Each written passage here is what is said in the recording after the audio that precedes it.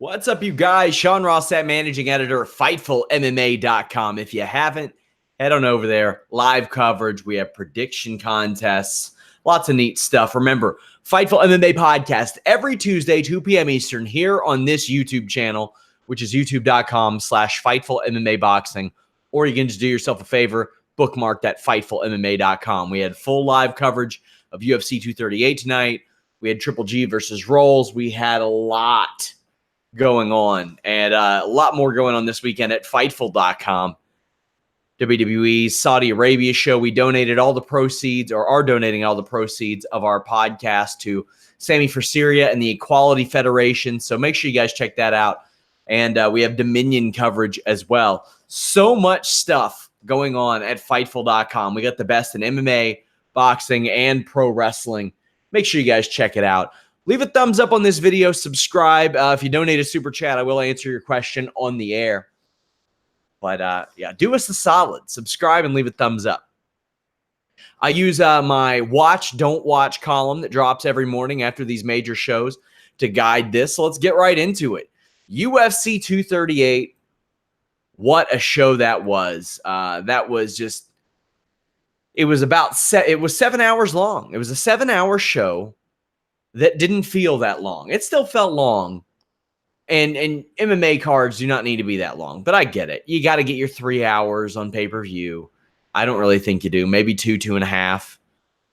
3 fights and a title fight I'm happy with. But they want their 2 hours on pay-per-view, and they feel like they need one on UFC Fight Pass. But this show was a special show because it seemed like every fight mattered. That's very important. I mean, it felt like there were like 6 or 7 fights that were either title eliminators, possible title eliminators, or title fights in general. Man, that's something you don't see a lot in the UFC. It's something you don't just see a lot in general, like in any combat sport. So the fact that we got that went a long way. Number 2, Katlyn Chookagian defeated number 6 Joanne Calderwood via unanimous decision. If you listen to commentary, you would think that Calderwood was running away with this one, which was kind of weird to me. She's still very good. I thought she had a good showing, but if Calderwood won this, I thought that she would be in line for a title shot as well. Chookagian dropped a split decision to Jessica Ai, but got back on the horse and ended up winning. Calderwood chewed through the leg of Chookagian, but I don't think it was doing nearly as much as commentary really let on. Chookagian's striking looked as smooth as I've seen it, but the thing is, this time, even though it wasn't a finish, and we're talking about Chookagian with, I think she's 5-2 in the UFC, and she's always went to decision, it was a lot more aggressive this go around. The striking came at a much higher pace. This was a very fun striking battle. Calderwood landed a nice set of slams in round 2, but couldn't keep Chookagian down. And it was really amazing how much commentary paid attention to nothing but leg kicks in this fight. It was very frustrating. Calderwood showboated to finish the fight. I didn't hate the decision. I thought that Calderwood was going to get the nod, even though I thought Chookagian should have got it. But Joseph Boza mentions July 20th, Liz Carmouche versus Roxanne Modafferi, and Liz Carmouche could be in the running for a title fight if that's the case. I thought that giving Chookagian round 1 is clown shoes territory, and she should not have gotten that. Weird decision. Up next, on perhaps the most insignificant fight on the card, we had a former UFC title challenger in Eddie Wineland. He just dominated Gregory Popov. Some forget that Eddie Wineland did challenge for that UFC title a while back. I think it was against Renan Barão, maybe an interim title. I can't really recall. I think it was. But he starts really fast, as is tradition and as advertised in his own nickname.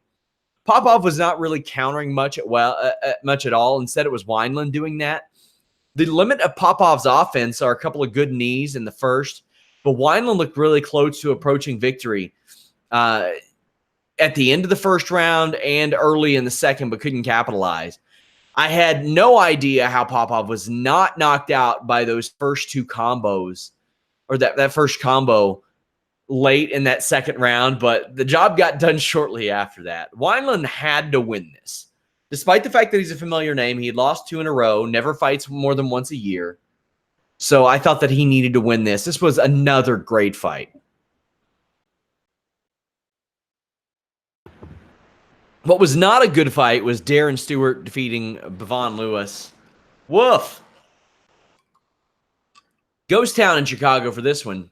Stewart has won 3 of 4 now. This fight is not worth me talking about. Do not go anywhere near this pointless, nothing happening fight where commentary tried to cover for it by saying, neither one wants to take the risk and pull the trigger. Well, that makes for a terrible fight. And it's not the commentary's fault. Not saying that. So, not their problem for sure. Just not a lot. Both guys swung after the bell, and that was the extent of that excitement. You had Xinan Yan, who we will refer to as Yan, defeating Angela Hill. Poor Angela Hill, man. Like, she is maybe not long for this UFC world. She got bounced out of the UFC her first go around when she went 1-2, had a great Invicta run, and is now 3-5 in the UFC. Now, the saving grace might be that this is a shallow division. She's not getting just smoked here. She's losing decisions by and large, except to Randa Marcos. And Yan looked really good. Now, she is still rough around the edges. She's 4-0 in the UFC. You know the UFC wants her to win, as anybody from China would be great for them to win, much less one that has one loss across, maybe 13 fights. Angela Hill got caught trying to reverse a takedown and ends up on her back, but applied a tight triangle. If this would have happened 1 minute earlier, Angela Hill wins the fight. Man. If I'm Angela Hill, as Joseph Boza points out, maybe try out flyweight, see how your body responds to that. I like that idea. Joseph, that's some pretty good insight. It's just that she's so familiar with strawweight. She's been in strawweight her entire career outside of her first fight in 2014. So who knows? But Yan slugged it out to start round 2, landed on a nice takedown. She's got a little bit of everything, but like I said, she's rough around the edges, still a lot of potential, but she's 29, so we got to see that happen. She's going to be a ranked strawweight fighter next week. She's 4-0 in the UFC. Really, really fun fight.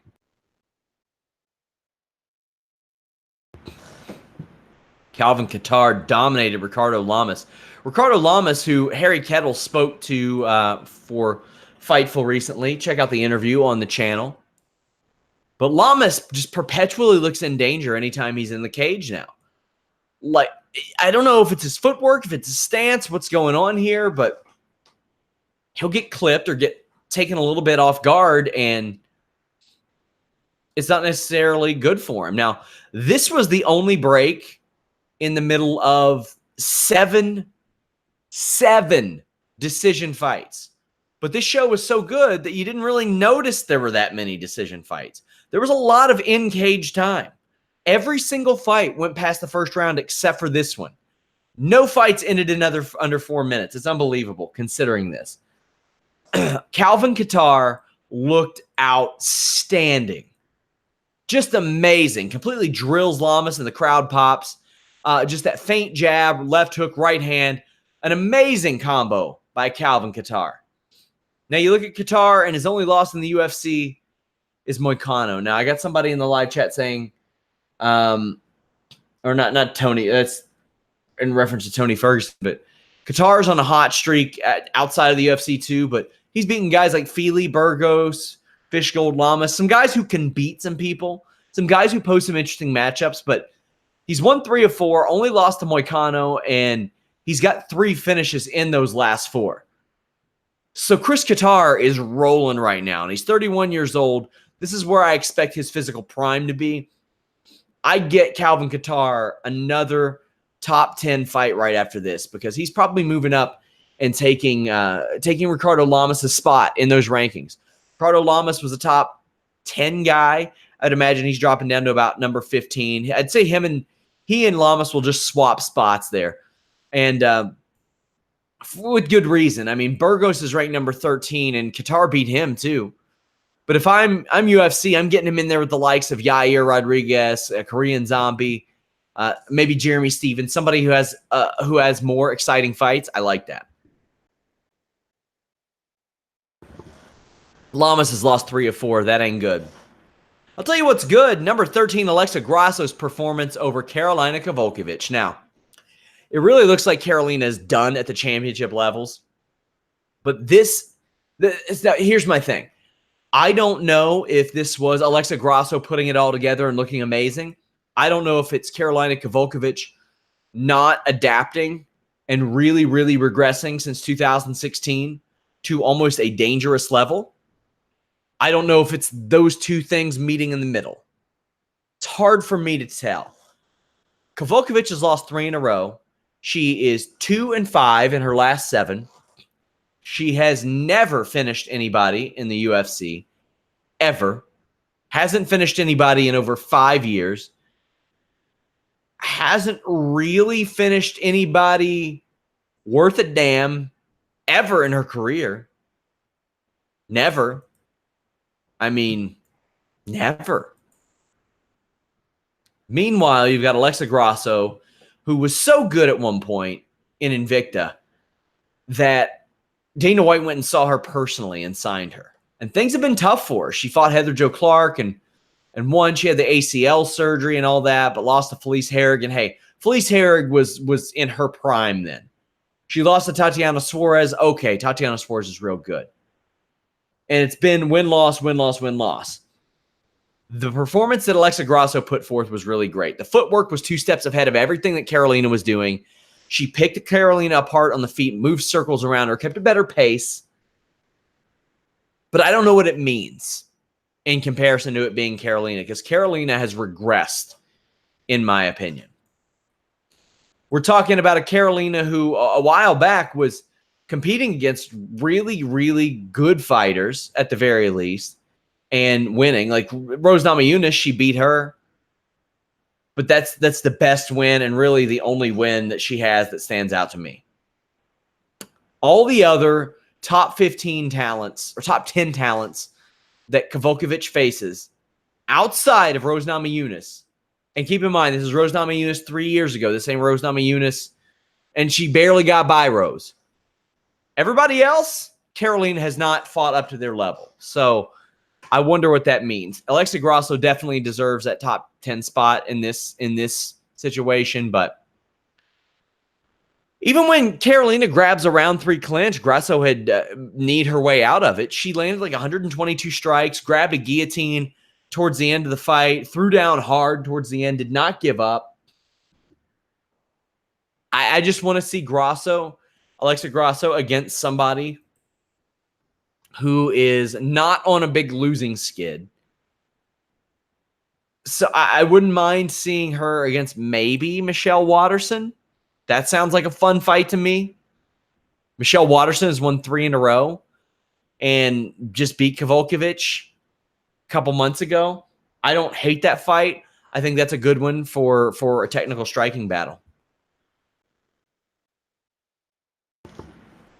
Aljamain Sterling outlasted Pedro Munoz. Man, this was good stuff.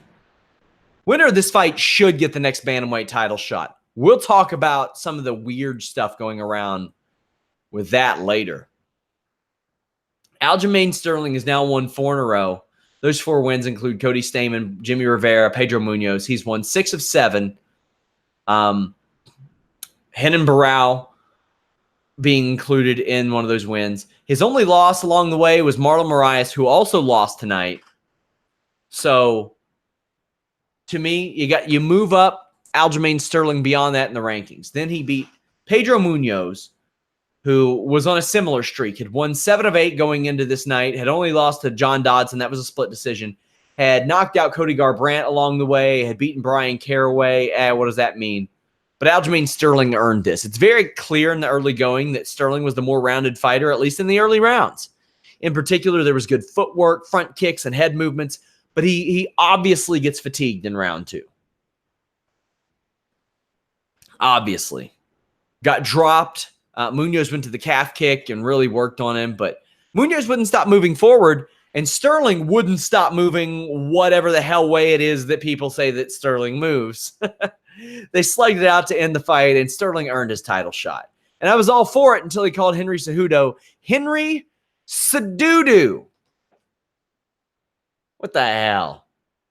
Now, I know a lot of people are saying Aljo and Pedro should have been main card. So this is my insinuation. This is my hunch. UFC doesn't necessarily like to switch around their pay-per-view card too heavily. If you have this on the pay-per-view card, then Cejudo or Moraes almost pull from their fight, which almost happened because Cejudo sprained his ankle. You can slide one of these guys into the main event fight, and you're not also losing a pay-per-view fight. So I understand why they did it now. Number 2, Tatiana Suarez grinds out number 3, Nina Ansaroff. This is a surefire title eliminator. And I love the Nina Ansaroff story. I really do. And she looked great looked good in the third round. I don't want to say looked great. But looked good in the third round. Won that third round. Suarez went from a double, switched to a single on that takedown, and just held Ansaroff there for the entire first round. All right. Well, that's what we expected. First 2 rounds are Suarez landing takedowns. She couldn't get it going, and Ansaroff poured it on at the end of round 3, trying to get that win. My only qualm with this fight was the UFC announce team acting like they couldn't understand why a low blow would hurt a woman. Go on, homeboys. It's the old clam jam. That's some 5th grade level shit. It hurts women too. Man. Tatiana Suarez, like, I see it if I'm the UFC, like, not the most exciting fighter in the world. But she's also 5-0. She beat Alexa Grasso, who looked like $1 million tonight. She beat Carla Esparza, a former champion. She beat Nina Ansaroff, who is on a real hot streak. Oh, by the way, 8-0 as a pro, 3-0 on Tough, and 2-0 as an amateur. She's 13-0 in her MMA career across all 3 of those. Nina Ansaroff had won 3 straight fights. So I understand it. I just don't know if I expect that strawweight fight to be that great. Tatiana Suarez and Jessica Andrade, you got to put something else on that. And I get it. There's also the possibility of Rose Namajunas fighting Jessica Andrade in a rematch based on the nature in which that fight ended and went through the body of it. Now, do I like the idea of somebody getting knocked out and immediately challenging for a title? Not really. No, I don't. This is one of those circumstances where it might be okay. I'm willing to hear it out. I'm willing to see, because Rose was winning that fight up until that point. But the thing is, Rose didn't seem so excited to be in title fights anymore. Rose didn't seem so excited to fight anymore. We got to see how that goes. Number 13, Blagoy Ivanov beat number 11, Tai Tuivasa. Cormier put over Ivanov big time on commentary. Ivanov has a lot of tools, a lot more than Tuivasa. Just a matter of him using him. He's not as aggressive as he should be. But Ivanov clipped Tuivasa, and Tuivasa did the same. But every time these guys threw and landed and even almost missed, it sounded like solid contact. Tuivasa, there was this weird situation at the end of the second round where he tapped, but it was after the bell. Like, it wasn't a real tap. I don't think he was in real danger. It was just more like, hey, get off me, man. Tuivasa practically tossed himself into a guillotine in round 3, but was able to get out of it.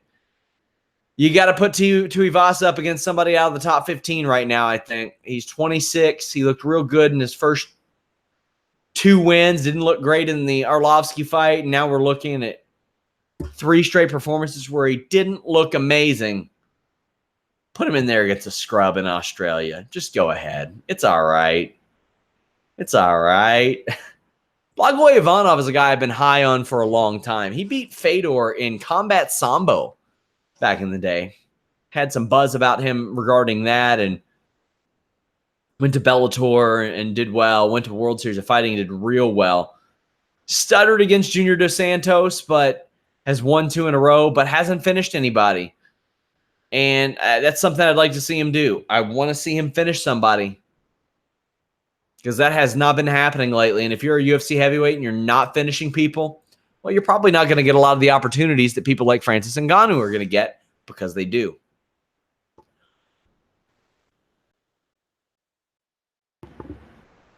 Peter Yan, number 9, beat up Jimmy Rivera, number 7.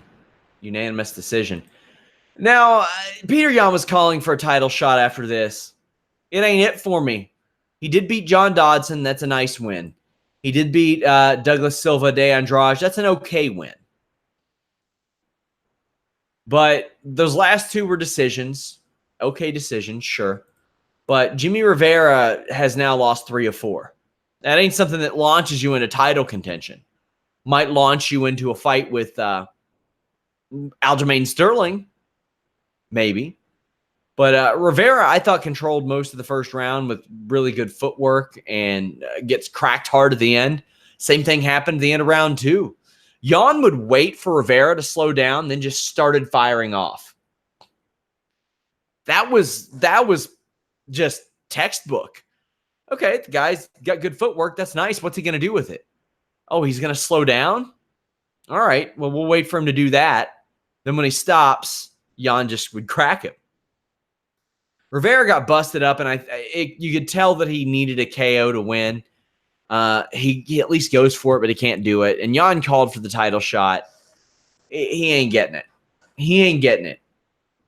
It's not happening. You know what he should get? He should get a Dominic Cruz. If Uriah Faber wins, maybe he gets a Uriah Faber. If he wants Cody Garbrandt, give it to him. But I think he's above Garbrandt at this point. I don't think Peter Yan should fight a guy who's lost 3 in a row. Really, Peter Yan should probably be facing somebody who's won a fight. So if I'm the UFC, it ain't going to be, I mean, he just beat Rivera. Garbrandt's lost a bunch in a row. Cruz hasn't fought in 3 years. So not him. Munoz just lost. So the ideal thing, Joel Vargas says he just named the same guy Cejudo called out in the press conference. Hey, if he's okay with that, I'm okay with that. Because Lineker's facing, or you just had Sandhagen beating Lineker. I'd be okay with Sandhagen too. Is that a big enough name for Yan right now? I don't know if you want to go from Dodson to Rivera to Sandhagen, but Sandhagen's a top 10 guy. Maybe him. Oh, the people's main event. Tony Ferguson technically beats number 4 Donald Cerrone. This has to be for a title fight, or so you think. I thought that anything else would be an embarrassment to the sport nature of MMA, but there's a lot more to this. Oh, boy. Ferguson is just not quite appreciated as he should be. Cerrone's hair was something. Both of these guys just looked ready to get hit. They both exchange, especially jabs, would slide to the outside and kept catching each other. The thing about Tony Ferguson, he's always been a very hittable fighter, and Cerrone capitalized on that in the first round. That's just Ferguson. He's always been hittable. Then he does some moonsault, head scissors, 450 roll to get into something else. Cerrone got the best of the exchanges in the first round until I thought that Ferguson rocked him. Then in round 2, you saw Cerrone get weathered because Ferguson ain't slowing down. And I don't know that we've ever seen Cerrone tired. We've seen him rocked a little bit by Lando Venata, but we've never seen him tired. And that really showed in round 2. Tony Ferguson's cardio is, I want to say it's intimidating and horrifying because it's almost like he doesn't know how to be tired. He's got these weird-ass training methods, and he does all this crazy shit that shouldn't work and comes back from injuries that he shouldn't come back from. Or at least shouldn't come back from in the amount of time that he does. It should be a danger, but he does. Oh, man. But Ferguson just tore it up. Tore it up in the second round. Poured it on Cerrone. Amazing. Cerrone landed a head kick. Ferguson followed up with a spinning elbow. Cerrone was way more weathered. Managed a quick takedown, but Ferguson got back up. Then at the end of round 2, Ferguson landed a shot well after the bell. Well after the bell. Now, here's the thing. Ferguson's probably in the zone, understandable nature of him. It was well after the bell. Dan Miragliotta should have been there to keep them separated.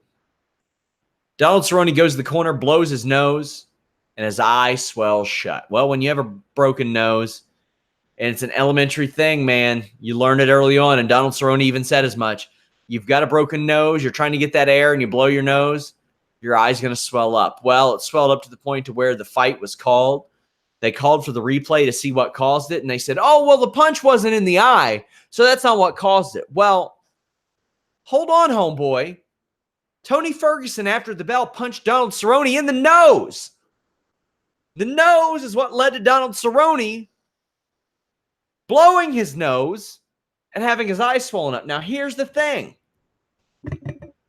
I'm not going to pretend that I am a hip to the regulations surrounding that. That's a chain reaction. Like, nobody made Donald Cerrone blow his nose. He did that on his own. But he could very well argue that punch from Ferguson after the bell is what caused him to need to blow his nose. Now, I had a lot of people saying, oh, who cares if they stopped the fight? Ferguson was going to win it in the third. We don't do fights like that. We don't run it on hypotheticals. We've seen a lot crazier happen. We saw Tim Boetsch lose for 2 rounds, push Yushin Okami against the cage, and use European uppercuts to beat him. European uppercuts. We've seen Pat Barry and Chet Congo knock each other out multiple times in a fight. We've seen Anderson Silva win fights, jump on the cage, then come back to lose fights. In that third round, Tony Ferguson could have pivoted the wrong way, torn his ACL.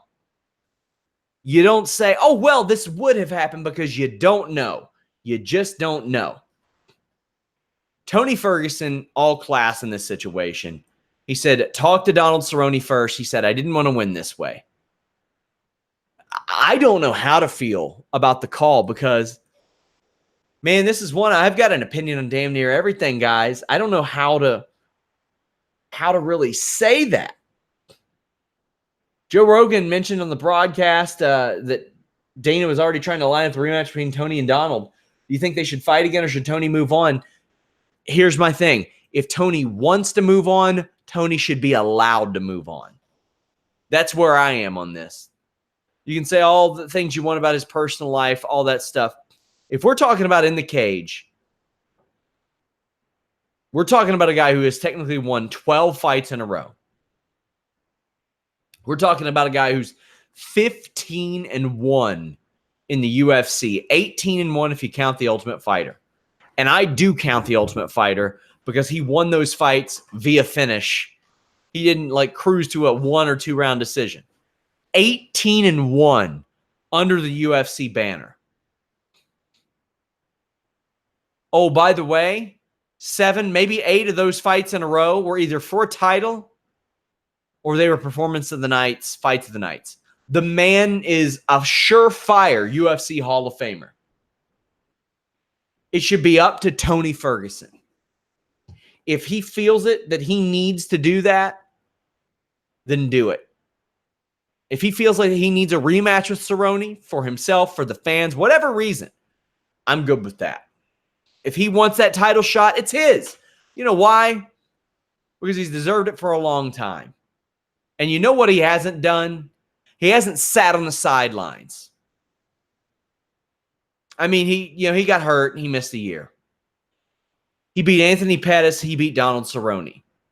He's fought in 2 non-title fights since he got stripped of a title that he never lost. I got a lot of respect for that. Now, here's the thing. If for some reason this fight ends up being 5 rounds, that does not bode well for Donald Cerrone based on what we saw tonight. It should be on Tony Ferguson's terms.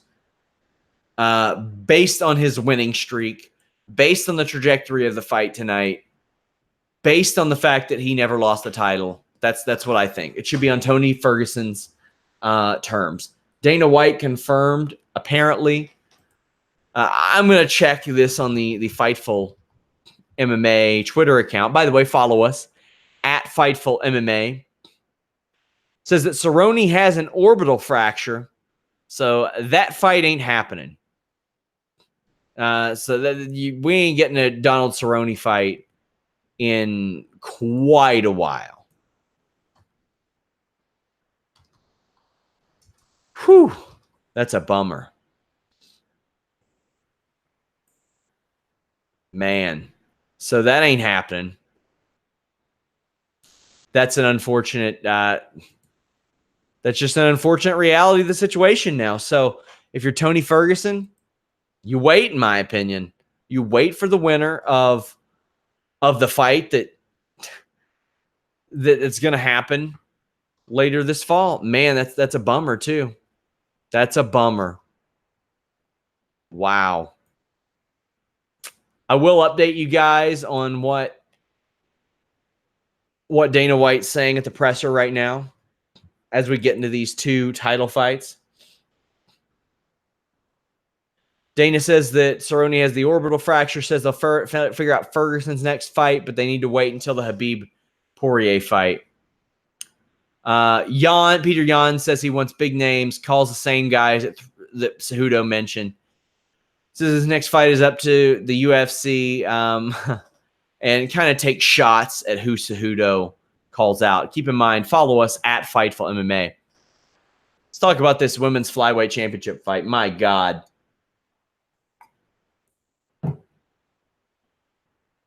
Valentina Shevchenko starches Jessica Eye.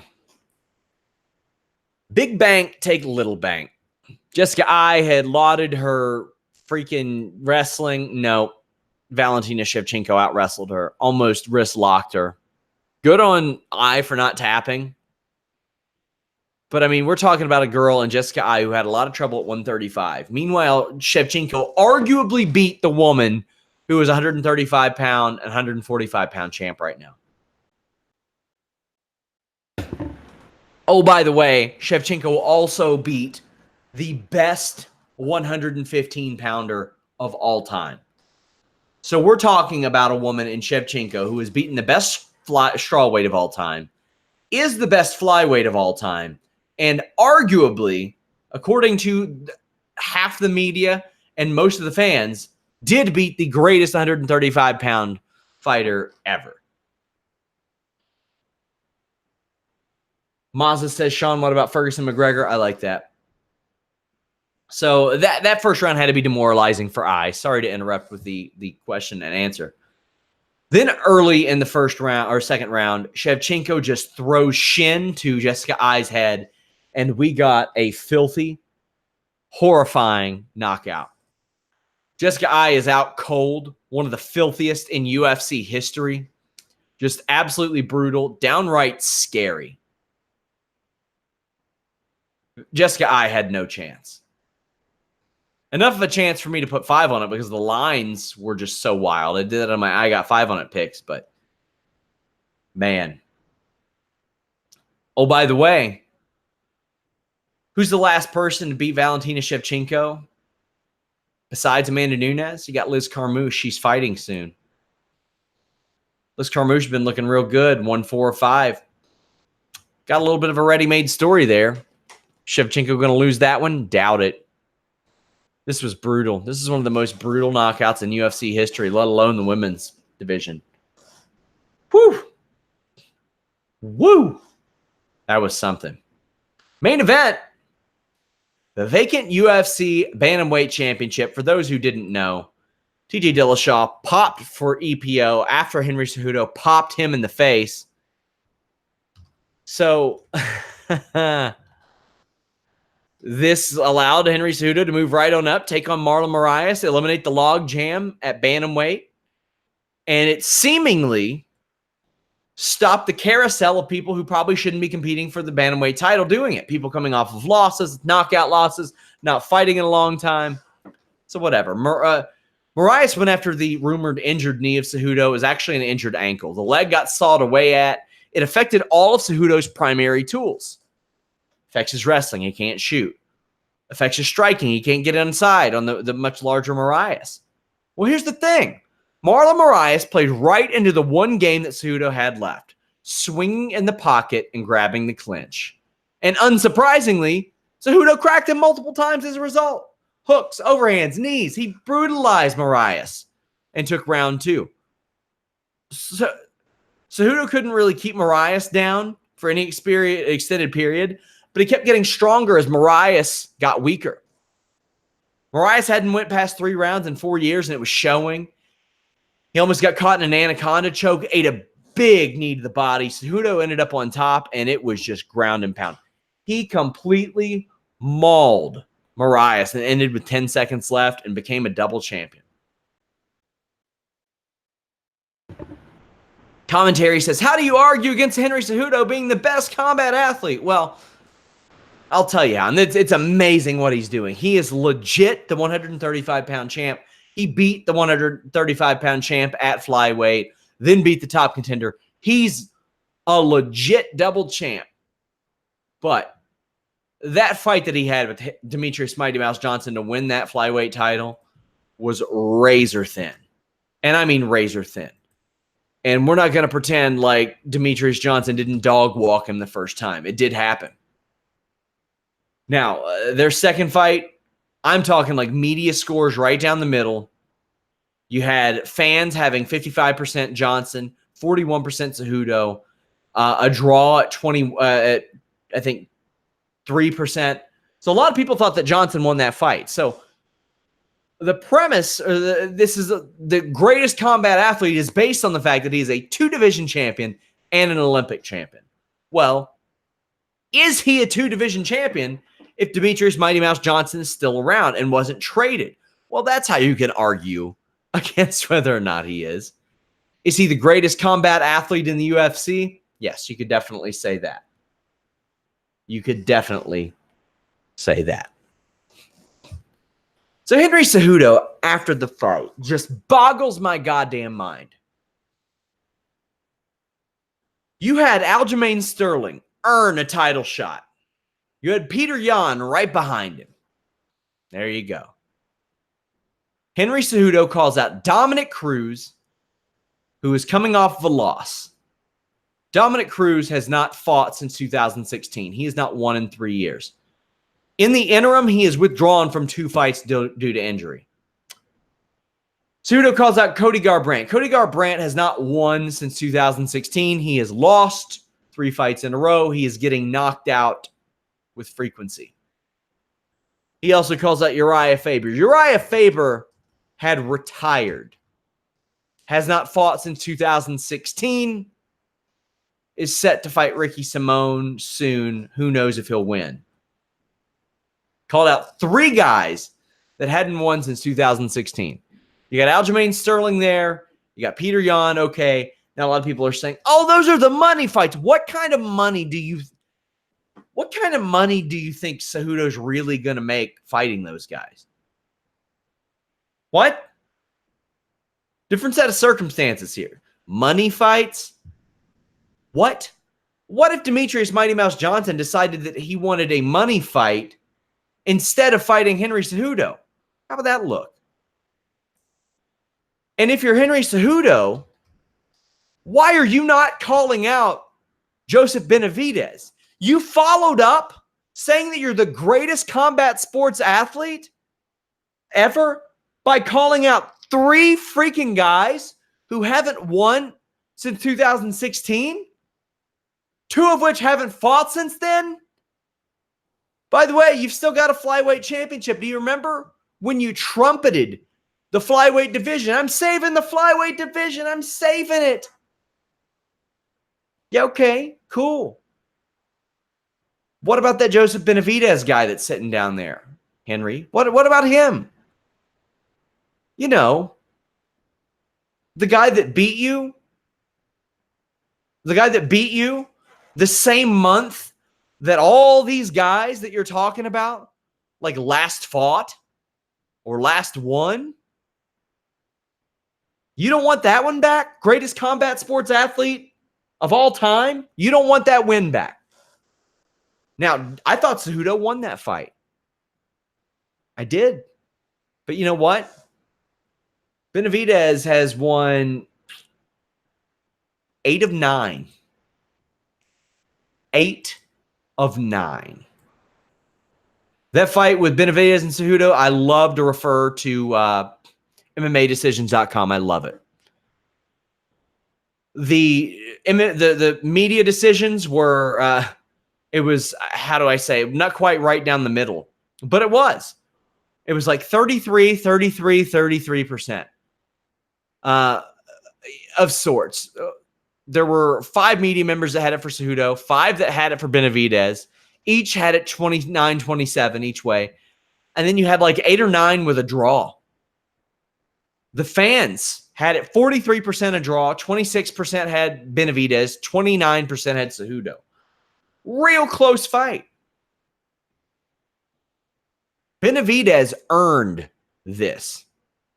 And by the way, he had his one loss. Most of the 64% of the fans had him beating Pettis. Wealth of the media had him beating Pettis. How do you not call out Benavidez, greatest combat sports athlete in the world? What the hell? What the hell, man? That doesn't make any sense. Miss me with that money fight bullshit. Those are not money fights. Those are easy fights. An old man, a commentator, and a guy that got knocked out a bunch of times. No, that ain't it. That is not it. Man. That's UFC 238. Reminder, guys, I'll be joined by Showdown Joe. Just great journalist, great medium. He doesn't say, he makes sure I don't call him a journalist, but got a lot to talk about next week. A major Bellator show. I've got interviews with Lyoto Machida up. Got an interview with Heather Hardy up. Who else did that interview on that show? Darian Caldwell, probably my worst interview of all time. That was a trash fire. At least go leave me a thumbs up on that. Have some mercy on my soul. Please. Please. I actually talked to Lyoto Machida about the fact that he lived with Shinsuke Nakamura and Daniel Bryan. Talked to Heather Hardy about Johnny Rodz, a UFC Hall of Famer, trying to get her to pro wrestle. Man. I want to thank you guys so much. I particularly want to thank the Talking MMA community who always joins us for these fight nights. Our MMA site is growing, and I want to thank you guys. Dana White says that he wants to make sure Tatiana Suarez's neck is okay before giving her a strawweight title fight. Says it definitely won't be Michelle Waterson getting the fight. He praised Alexa Grasso and is happy to have a new star coming out of Mexico. Never doubted Tony Ferguson being ready to fight tonight. And he cools the talk of Cejudo moving to featherweight. That's not something that we mentioned, but yes, Cejudo said that he wanted to move to featherweight. That ain't happening. Says that John Jones and Habib are top Cejudo in the pound-for-pound list, but he also says he's happy the commission stopped Cerrone from fighting. Says it was a good one. Dana confirms the flyweight division is sticking around. Wow. Dana White on Cejudo's hit list. He says that Cruz is injured, Faber is old. Doesn't comment on Garbrandt. Says that says that Cejudo won that fight with no legs. Really praised Valentina Shevchenko. Looks like pretty much everything is in line with what we said here. I don't know that agreeing with Dana White on a consistent basis is necessarily something that I want to consider an endorsement, but Dana also doesn't know who Valentina will fight next. Says that he doesn't think that a lot of people will jump at the chance to fight her. Says Nunes wants to fight Cyborg again, but Cyborg doesn't want the Nunes fight. Well, there you go. Dana White also shoots down Cejudo's greatest combat sports athlete, mentioning Jones, Habib, Nunes, Valentina, and Sugar Ray Robinson. Damn, Dana White is going in on Cejudo. Well, hope you all went in on this show. Thank you guys so much. Until next time, we're out.